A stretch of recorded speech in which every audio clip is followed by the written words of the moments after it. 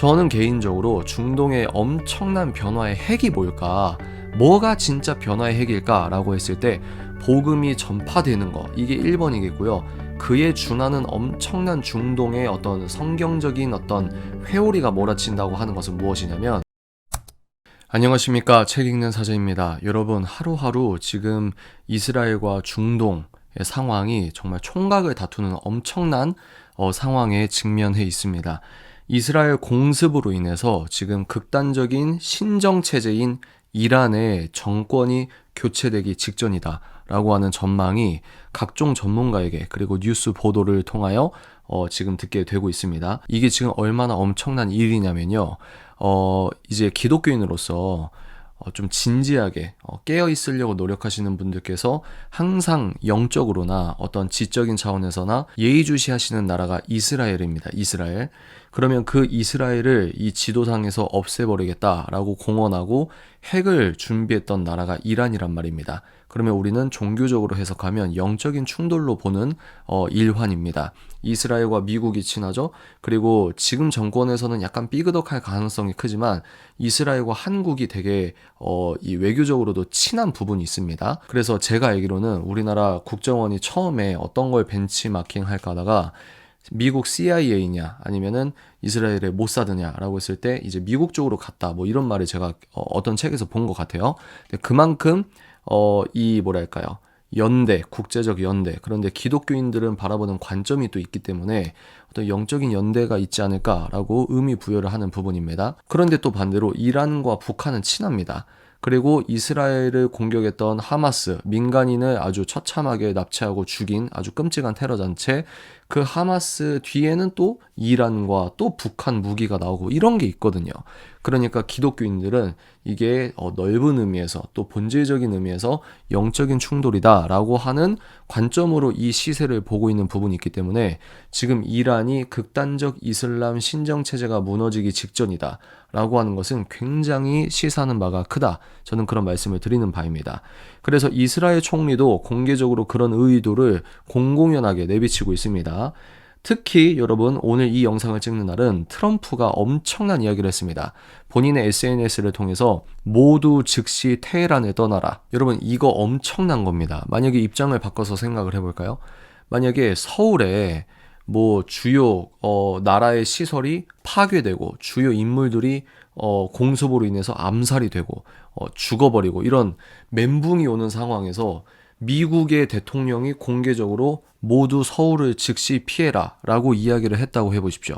얼마나 소위 말해 멘탈이 붕괴되겠습니까? 지금 이란의 상황이 그 정도라는 말입니다.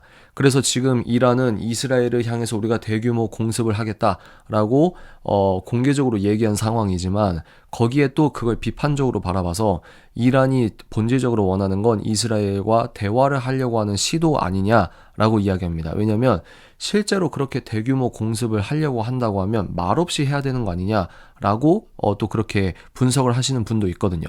하나 분명한 건 뭐냐면 이란은 지금 체제가 흔들릴 수 있는 위기에 직면해 있고, 이스라엘은 지금 아주 국가 존속을 위한 수건 군사 작전이 성공하기 직전인, 그럴 가능성이 아주 높은 타이밍을 지금 잡고 있는 것은 아니겠는가라는 생각입니다.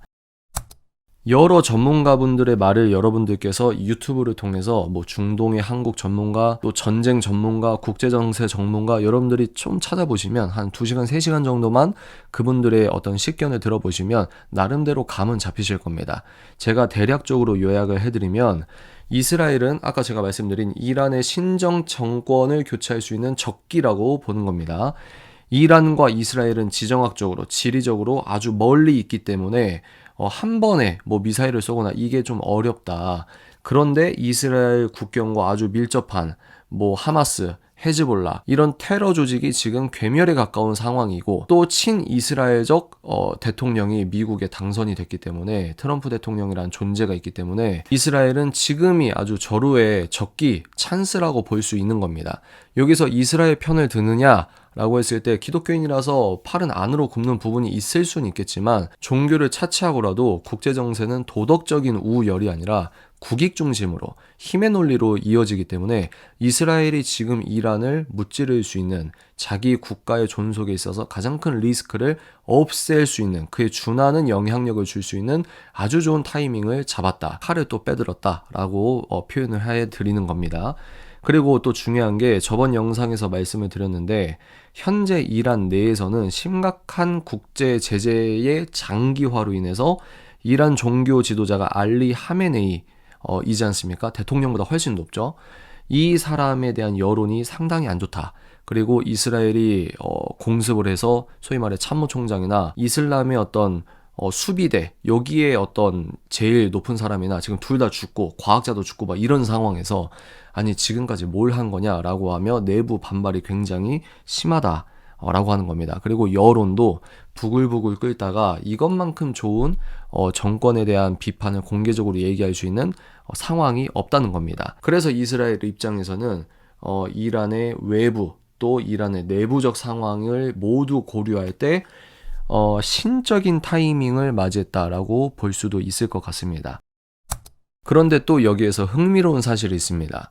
제가 오늘 제가 신뢰하고 굉장히 존경하는 분께 제가 전에 듣기로는 현재 이란 내에서 예수님을 영접하는 사람들이 아주 급진적으로 그 수가 늘어나고 있다라고 합니다. 그래서 그 이란 내에서 활동하시는 분들의 어떤 여론 동향에 의하면은 차라리 이스라엘이 이란의 지금 상황을 아예 그냥 정리해버렸으면 좋겠다. 라고 생각하는 분들도 있다고 합니다. 물론 이게 신빙성이냐 더블 체크가 되냐 이거는 아니겠지만 일단 그런 제가 정보를 듣고 지금 또 우리가 뉴스에서 안 나오는 그런 흐름이 있을 수 있겠구나 라고 생각이 들었던 부분입니다. 그래서 여러분 만약에 이란의 정권이 교체되고 그러니까 이슬람 신정체제가 무너져버리고 중동의 친이스라엘까지는 아니겠지만 이스라엘과 미국의 우호적인 또는 극단적인 긴장을 초래하지 않는 수준의 국제 교류가 이어질 시에는 그 자체만으로 중동의 엄청난 변화라고 하는 겁니다. 그리고 하나님께서 이 전 세계의 역사를 오늘도 주관하신다는 그 높으신 섭리를 생각할 때 이것은 어떤 때가 되어서 하나님의 어떤 성경적인 운동력이 휘몰아치고 있는 것은 아니겠는가라고 하는 종교적인 상상력 또는 의미 부여를 해보게 됩니다. 저는 개인적으로 중동의 엄청난 변화의 핵이 뭘까? 뭐가 진짜 변화의 핵일까라고 했을 때 복음이 전파되는 거 이게 1번이겠고요.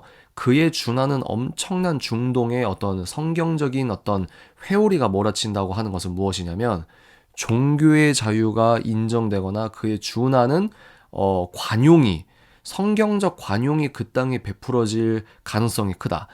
또는 그 성경적 관용을 베풀 만한 체제가 만들어진다라고까지 하기에는 아직은 좀 너무 이르지만 기독교인들이 핍박을 받는 그 방향성에서 걷잡을 수 없게 지금 복음의 어떤 성령의 운동력이 나타나게 되는 것을 우리가 목도하게 되는 것은 아니겠는가라고 하는 겁니다.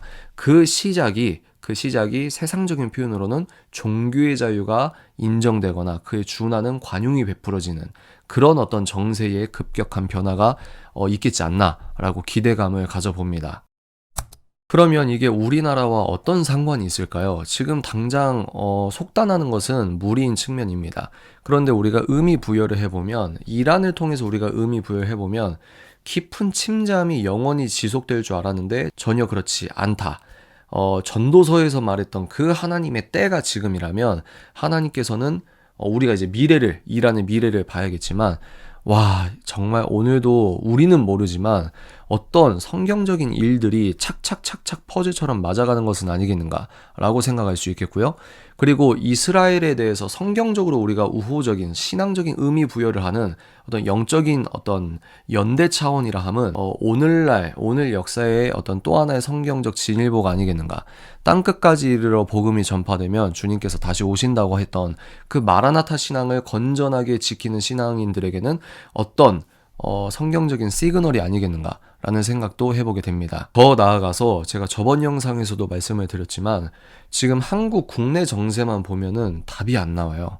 그런데 거시적으로 정말 불강력적이라고 볼 수밖에 없는 국제 정세의 큰 파도로 인하여 동북아시아의 특히 대한민국의 상황도 하나님께서 어떤 기적과 은혜를 베풀어 주시지 않을까 라고 하는 간절한 바람을 가져봅니다.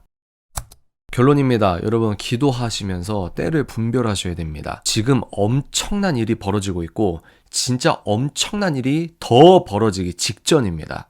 그래서 제가 급한 마음에 카메라를 켜게 된 것입니다. 이 상황을 우리는 어떻게 받아들여야 되는가? 무슨 일이 벌어지는가? 그러면 우리는 어떻게 살아야 되는가?